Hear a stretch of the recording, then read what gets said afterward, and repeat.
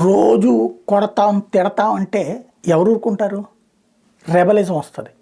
అలాగే మా వలన మీరు బతుకుతున్నారంటూ యూరప్ సమాజాన్ని రోజు వెక్కిరిస్తుంటే, లేకపోతే కనుక ఆధిపత్యం చెలాయిస్తానంటే ఎవరు ఊరుకుంటారు? సార్వభౌమాధికారాన్ని ప్రశ్నిస్తుంటే లేదా సార్వభౌమాధికారం లేనట్టుగా ప్రవర్తిస్తుంటే ఎవరు ఊరుకుంటారు? తిరుగుబాటు చేస్తారు. యూరోపియన్ సమాజం ఇప్పుడు అలాగే అమెరికా మీద తిరుగుబాటు చేస్తుంది. దాంతో ఒక్కొక్క దేశం ఇప్పుడు అమెరికా మీద ఆంక్షలు పెట్టేటటువంటి కార్యక్రమం ప్రారంభమైంది.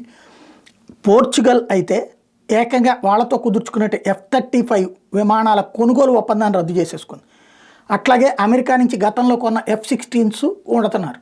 ఈ F-16కి సంబంధించిన టెక్నాలజీ అమెరికా చేయాలి కాబట్టి వాటిని రీప్లేస్ చేసి యూరోపియన్ దేశాలు తయారు చేసేటటువంటి విమానాల కొనుగోలు వైపుకి రంగం సిద్ధం చేస్తున్నారు. ఇప్పటిదాకా ఫ్రాన్స్లో రఫేల్ ఇట్లాంటివన్నీ తయారవుతున్న యూరప్ దేశాల్లో తయారయ్యేటటువంటి వాటిని పక్కన పెట్టినటువంటి వాళ్ళు ఇప్పుడు యూరప్ సమాజం మనం కొనుక్కోవడం బెటరు, మనం బరంపురం మధ్యలో అమెరికా ఎందుకు అనేటటువంటి రూట్లోకి వచ్చేసారు. క్రమంగా ట్రంప్ వ్యవహార శైలి మిగతా యూరప్ సమాజాలను ఏకం చేస్తుంది.